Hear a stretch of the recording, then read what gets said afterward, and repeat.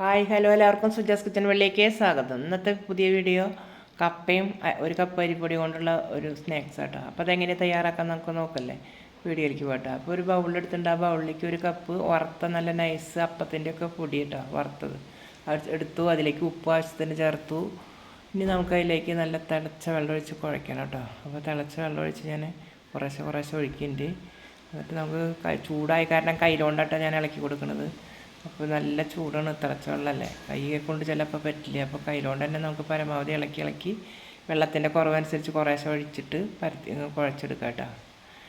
പാത്രം ചെറുതാണ്, അതിന് വലിയ പാത്രത്തിലേക്ക് നമുക്കത് കൊട്ടിയിട്ട് ഒന്ന് ശരിയാക്കാൻ നല്ലത് കേട്ടോ.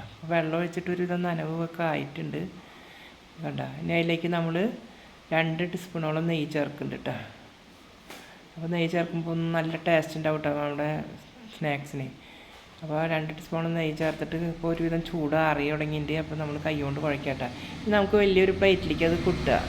വലിയ പ്ലേറ്റിലേക്ക് കൊട്ടിയാൽ നമുക്ക് കൈ കൊണ്ട് നന്നായി സുഖമായി കുഴയ്ക്കാൻ പറ്റും കേട്ടോ. ഇതിലിട്ടിട്ട് ഇങ്ങനെ കുണ്ടുള്ള പാത്രമായി കാരണം കൈ കൊണ്ട് ശരിക്ക് കുഴയ്ക്കാൻ പറ്റാതെ ഞാൻ വേറെ പാത്രത്തിലേക്ക് മാറ്റി കൈ കൊണ്ട് നന്നായി കുഴച്ച് മിക്സ് ആക്കാം കേട്ടോ. നല്ല മാതിരി കുഴ വേണം കേട്ടോ, എന്നാലാണ് നമുക്ക് പരത്തി ഇങ്ങനെ ഇടക്കാൻ പറ്റുള്ളൂ കേട്ടോ അട പോലെ. അപ്പോൾ കൈ കൊണ്ട് കുഴച്ച് നല്ല ഇതാക്കി നല്ല സോഫ്റ്റാക്കി എടുത്തിട്ടുണ്ട് കേട്ടോ. അത് കുഴച്ച് റെഡി ആയിട്ട് മൂടിക്കുക കുറച്ച് നേരം. അത് അപ്പോഴേക്കും നമുക്ക് അതിൻ്റെ ഉള്ളിലേക്ക് ഫില്ലിങ് ശരിയാക്കാൻ വേണ്ടിയിട്ട് കൊള്ളി ഞാൻ ഗ്രൈൻഡ് ചെയ്ത് വെച്ചിട്ടുണ്ടായിരുന്നു കേട്ടോ. ആ കൊള്ളി ഗ്രൈൻഡ് ചെയ്തതിലേക്ക് കൊള്ളി എന്ന് പറഞ്ഞാൽ കപ്പ കേട്ടോ. കപ്പ ഗ്രൈൻഡ് ചെയ്തതിലേക്ക് ചൂടുവെള്ളം, നല്ല ചൂടുള്ള വെള്ളം ഒഴിച്ചിട്ട് അതിൻ്റെ കട്ട് പോകാനായിട്ട്. ഇനി അത് നമുക്ക് കഴുകി അരിച്ച് എടുക്കണം കേട്ടോ. അപ്പോൾ അതിനായിട്ട് ഒരു അരിപ്പ്, വലിയ അരിപ്പ് എടുത്തിട്ട് അതിലേക്ക് അത് ഒഴിക്കുക കേട്ടോ. അപ്പോൾ അതിൻ്റെ കട്ടുള്ള വെള്ളം പോയി കിട്ടും കേട്ടോ.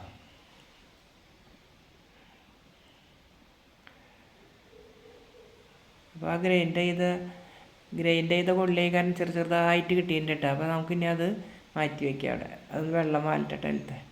അപ്പോഴേക്കും ഒരു കപ്പ് പഞ്ചസാര ചേർത്തിട്ടുണ്ട് കേട്ടോ. അതിലേക്ക് പൊടിച്ചെടുക്കണം. അപ്പോൾ അതിനായിട്ട് മിക്സിയുടെ ചെറിയ ജാറിലേക്ക് ഇട്ടിട്ടുണ്ട് പൊടിക്കണം. അതിലേക്ക് ഒരു 5-8 ചെറിയ ഇലക്കായ്ക്കാരൻ 5-8 ചേർത്തിട്ടുണ്ട് കേട്ടോ. എന്നിട്ട് നമുക്കൊന്ന് പൊടിച്ചിട്ട് വരാം കേട്ടോ. അപ്പോൾ അത് പൊടിച്ച് കൊണ്ടുവന്നിട്ടുണ്ട് കേട്ടോ. നല്ല നൈസായി പൊടിഞ്ഞ് കിട്ടിയിട്ടുണ്ട്. ഏലക്കായുടെ തൊലിയൊക്കെ ചെറുതാകണൊക്കെ എടുക്കുന്നുണ്ട്. പിന്നെ അപ്പോൾ ഇനി നമുക്ക് തയ്യാറാക്കേണ്ട ഒരു പാൻ വെച്ച് ചൂടായതിൻ്റെ അതിലേക്ക് നമ്മൾ നാളേരപ്പാൽ പിഴിഞ്ഞ് വെച്ചിട്ടുണ്ടായിരുന്നു, അത് ചേർത്ത് കേട്ടോ. അതിലേക്ക് പിന്നെ കപ്പ നമ്മൾ വെള്ളം ഊറ്റി വെച്ചിട്ടുണ്ടായിരുന്നില്ല, കപ്പ ചേർത്ത് കൊടുത്തു. കൈ കൊണ്ട് മിക്സാക്കി നന്നായി ഇളക്കി കൊടുക്കുക. പഞ്ചസാര പൊടിച്ച് ചേർത്ത് കൊടുക്കുക. അതിലേക്ക് തിളച്ച് വന്നപ്പോൾ ഞാൻ പഞ്ചസാരയും ചേർത്ത് കൊടുത്തു കേട്ടോ. കൊള്ളി ഒരു വേവ് പോലെ അതിൻ്റെ അപ്പോൾ പഞ്ചസാര ചേർത്തത്. അപ്പോൾ അതിൻ്റെ ഒപ്പം ഒരു കപ്പ് നാളികേരം ചെരുകിയത് ചേർക്കുക. എല്ലാം കൂടി നന്നായി മിക്സാക്കി ഇളക്കി യോജിപ്പിക്കുക എല്ലായിടത്തേക്കും ഇട്ടാൽ. അപ്പോൾ ഇത് തിളച്ച് നല്ല മാതിരി വെന്ത് കുറുകിയിട്ട് അതിലേക്ക് കട്ടി വരാൻ വേണ്ടിയിട്ട്, അതിൻ്റെ ഫില്ലിങ് കട്ടി വരാൻ വേണ്ടിയിട്ട് 2 ടീസ്പൂണോളം അരിപ്പൊടി ചേർത്ത് കൊടുക്കുക വറുത്തത്. അപ്പോൾ അതേ ഒരുവിധം കട്ടിയായി ഇങ്ങോട്ട് വന്നു തുടങ്ങിയിട്ടാണ്. കുറച്ച് നേരം അങ്ങനെ ഇളക്കിക്കൊണ്ടിരിക്കുമ്പോൾ നന്നായി കട്ടിയായി വന്നിട്ടുണ്ട്. അത് മാറ്റി ഇറക്കി വയ്ക്കുക. പിന്നെ നമ്മൾ കുഴച്ച് വെച്ച മാവ് എടുത്തിട്ട് കയ്യിൽ ഒരു ഉരുളെടുത്തിട്ട് കയ്യിലെ അടിയിൽ തന്നെ ഇട്ടിട്ട് പരത്താട്ടോ. കയ്യിൻ്റെ അടിയിൽ തന്നെ ഇട്ടിട്ട് ഇങ്ങനെ പരത്തി എടുക്കുക. എന്നിട്ട് ഞാൻ അതിനൊരു അതിൽ എണ്ണയൊക്കെ പുരട്ടി അവിടെ റെഡിയാക്കി വെച്ചിട്ടുണ്ട് അട പോലെ ഉണ്ടാക്കാനായിട്ട്, പൂവട പോലെ ഉണ്ടാക്കാനാട്ടോ. അപ്പോൾ നമ്മൾ ആ അച്ചിലേക്ക് എണ്ണ പുരട്ടിൻ്റെ അച്ചിൽ ഇറങ്ങി ഒട്ടിപ്പിടിക്കും. എണ്ണ പുരട്ടിയതിന് ശേഷം നമ്മൾ മാവ് വെച്ച് കൊടുക്കട്ടെ പരത്തിയത്.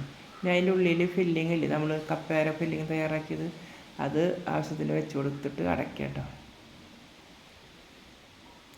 അതിൻ്റെ നടുഭാഗത്ത് തന്നെ വെച്ച് കൊടുക്കണം. എന്നിട്ട് അടച്ചിങ്ങനെ പാപ്പത്തിൽ ഫില്ലിങ് കിട്ടത് കൂടിയിട്ട്, അപ്പോൾ ഞാൻ 1 ടീസ്പൂൺ കൊണ്ട് എടുക്കണം കുറച്ചതിന്.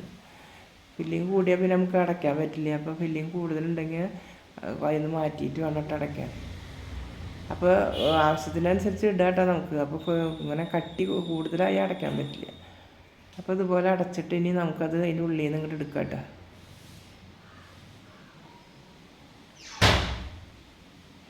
കണ്ട പൂവട കറക്റ്റായി കിട്ടിയിട്ടാ. വേഗം പോരിൻ്റെ എണ്ണ പറ്റി അതിൻ്റെ ഉള്ളിൽ അച്ചിൻ്റെ ഉള്ളിൽ എണ്ണയൊക്കെ പറ്റിയ കാരണം വേഗം പോരിട്ടാ. എന്നിട്ട് അതിൻ്റെ സൈഡ് ഭാഗം ഒന്ന് പിടിച്ചെടുക്കുക. ആ പൂവിൻ്റെ ആകൃതിയിലുള്ള ഭാഗം മാത്രം നമുക്ക് മതി. ബാക്കി മാവ് പിന്നെ കുഴച്ചിട്ട് നമുക്ക് ഉണ്ടാക്കാം കേട്ടോ. കണ്ട അപ്പോൾ പൂവട റെഡിയായി. നമുക്ക് അതിൻ്റെ ഉള്ളിൽ ഫില്ലിങ് കപ്പ കൊണ്ടുള്ള ഫില്ലിങ് വെച്ച് റെഡി ആയിട്ടാണ്.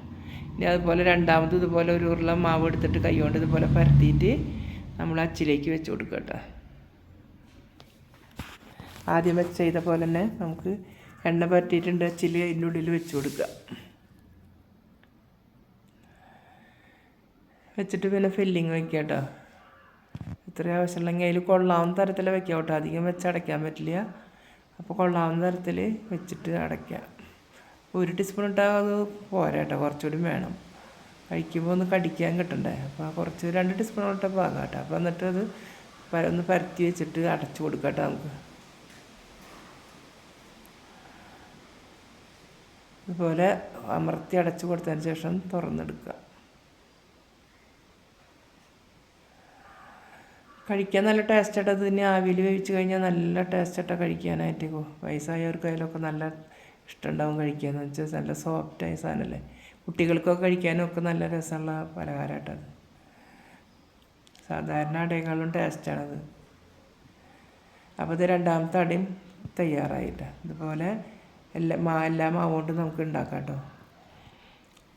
ഇപ്പോൾ എല്ലാ മാവ് കൊണ്ടും ഞാനിത് ഉണ്ടാക്കി വെച്ചിട്ടുണ്ട് കേട്ടോ. 7 എണ്ണം കിട്ടിയിട്ടുണ്ട്. 7 എണ്ണം ഉണ്ടാക്കി 1 കപ്പ് അരിപ്പൊടി കൊണ്ട്. ഇനി നമുക്കത് ആവിയിൽ വേവിക്കാനായിട്ട് ഞാൻ ഇഡ്ഡലി ചെമ്പിൽ വെള്ളം വെച്ചിട്ടുണ്ടായിരുന്നു കേട്ടോ. അത് തിളച്ചിട്ടുണ്ട്. അപ്പോൾ അതിൻ്റെ മുകളിൽ ഒരു തട്ട് വെച്ചിട്ട് നമുക്ക് അതിലേക്ക് വെച്ച് കൊടുക്കാം കേട്ടോ. തയ്യാറാക്കിയ പൂവടകൾ അതിലേക്ക് നമുക്ക് വെച്ച് കൊടുക്കാം. ഇതൊരു മാവൊക്കെ വെന്തതല്ലേ, തിളച്ച വെള്ളത്തിൽ കുഴച്ച് മാവൊക്കെ ഒരുവിധം വെന്തതും പിന്നെ ഉള്ളിലത്തെ ഫില്ലിങ്ങൊക്കെ വെന്തതാണ്. അത് കാരണം അധികം നേരമൊന്നും വേണ്ട കേട്ടോ. ഒരു 3-4 മിനിറ്റ് ആകുമ്പോൾ അന്ന് തിളച്ച ആവി കുറച്ച് നേരം കൊണ്ടതിന് ശേഷം തുറന്ന് നോക്കി അത് വെന്തുണ്ടാവും കേട്ടോ.